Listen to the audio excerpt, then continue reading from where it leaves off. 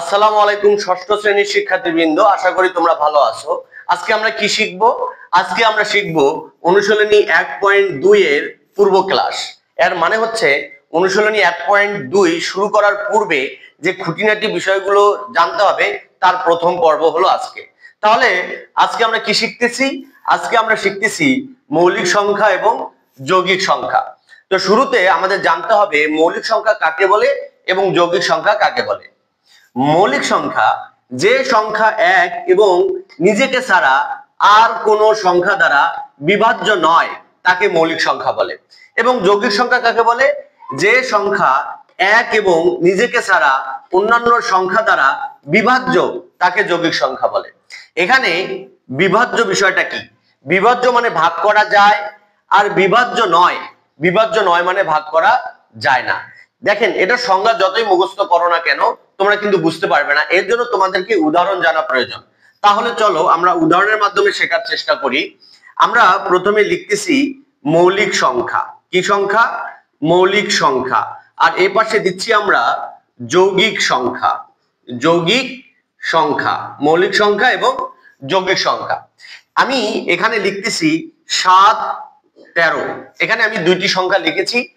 আর আচ্ছা, একটি লিখি প্রথমে। ধরেন আমি এখানে লিখেছি 13 আর এখানে আমি লিখেছি হলো 49। এই দুইটি অঙ্ক দিয়ে যদি আমি আপনাদেরকে বোঝানোর চেষ্টা করি, দেখেন এই 13 কে আমাদের 1 দিয়ে ভাগ করা যায়, কারণ 1 দিয়ে 13 কে ভাগ করলে 13 এককে 13ই হবে।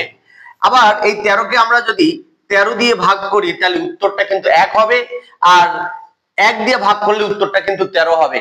আচ্ছা, আর কোন সংখ্যা আছে যেটা দিয়ে 13 কে ভাগ করা যায়?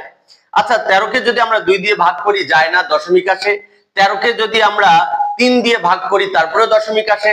13 কে যদি আমরা 4 দিয়ে ভাগ করি তারপরে দশমিক আসবে। তোমরা ক্যালকুলেটর থাকলে ভাগ করে দেখতে পারো। তাহলে 13 কে আর কোন সংখ্যা দিয়েই ভাগ করা গেল না, অর্থাৎ এই 13 কে 1 দিয়ে এবং 13 দিয়ে, অর্থাৎ 1 এবং নিজের সংখ্যাটা ছাড়া আর অন্য কোন সংখ্যা দিয়ে ভাগ করা যায় না। এখানে তাই লেখা আছে, যে সংখ্যা 1 এবং নিজেকে ছাড়া আর অন্য কোন সংখ্যা দ্বারা বিভাজ্য নয় অর্থাৎ ভাগ করা যায় না, সেটাই হলো মৌলিক সংখ্যা। আশা করি বুঝতে পেরেছেন। এবার দেখেন 49 কে 1 দিয়ে ভাগ করা যায়। 49 কে 1 দিয়ে ভাগ করা যায়, আবার 49 কে 49 দিয়েও ভাগ করা যায়। কারণ 1 দিয়ে ভাগ করলে 49 হবে, আর 49 দিয়ে ভাগ করলে উত্তরটা 1 হবে। এবার 49 কে আরো একটি সংখ্যা দিয়ে ভাগ করা যায়, সেটা হলো কত? 7 দিয়ে। কারণ 7 7 49, তাহলে 7 দিয়ে ভাগ করলে কত হবে? 7 হবে। এবার খেয়াল করে দেখেন, এখানে বলা আছে যে সংখ্যা 1 এবং নিজেকে ছাড়া অন্য সংখ্যা দ্বারাও বিভাজ্য মানে ভাগ করা যায়, অর্থাৎ 1 দিয়ে ভাগ করা গেছে এবং নিজেকে দিয়ে ভাগ করা গিয়েছে, এবং 7 দিয়ে এবং অন্য একটা সংখ্যা দিয়েও ভাগ করা গেছে। এই কারণে এটা হলো যৌগিক সংখ্যা। তার মানে এখানে আমরা স্পষ্ট যে সংখ্যাকে 1 এবং ওই সংখ্যা ছাড়া অন্য কোনো সংখ্যা দ্বারা ভাগ করা যায় না সেটা হলো মৌলিক সংখ্যা, আর যে সংখ্যাকে 1 এবং ওই সংখ্যা ছাড়াও অন্য কোনো সংখ্যা দিয়ে ভাগ করা যায় সেটা হলো যৌগিক সংখ্যা। এখানে একটা বিশেষ কথা যদি আমি আপনাদের মনে রাখতে বলি, যে সকল জোড় সংখ্যা যৌগিক।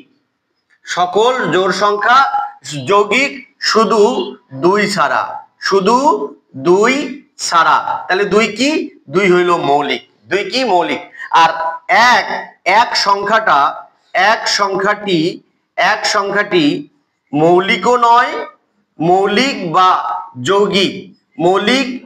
যৌগিক নয়। আমরা যদি সহজ করে লিখে দেই, এক সংখ্যাটি মৌলিক বা যৌগিক নয়। তাহলে সকল প্রকার জোড় সংখ্যাকে 2 দিয়ে ভাগ করা যাবে এবং 1 দিয়েও ভাগ করা যাবে, তাহলে সেটা কি হবে না? সেটা মৌলিক হবে না। জোড় সংখ্যা মৌলিক হবে না, শুধু একটা জোড় সংখ্যা 2, এই 2 শুধু হবে মৌলিক সংখ্যা, আর সকল জোড় সংখ্যা যৌগিক। আর বিজোড় সংখ্যাগুলোর মধ্যেই মৌলিক সংখ্যা হবে, কিন্তু দেখতে হবে কোন বিজোড় সংখ্যাটি অন্য সংখ্যা দ্বারা ভাগ যায়। যেমন ধরেন এখানে 49 যে আমি লিখেছি, 49 কিন্তু বিজোড়, কিন্তু এটাকে 7 দিয়ে ভাগ করা গেছে, এই কারণে এটা হলো যৌগিক। কি কথা বুঝতে পেরেছেন? আশা করি বুঝতে পেরেছেন। যদি ভিডিও ক্লাসটি বুঝে থাকেন তাহলে শেয়ার করে অপরকে শেখার সুযোগ করে দিবেন এবং ফলো দিয়ে পাশে থাকবেন, এবং অবশ্যই একটি কমেন্ট বক্সে কমেন্ট করে জানাবেন যে ক্লাসটি কেমন হয়েছে। Thank you very much. আসসালামু আলাইকুম।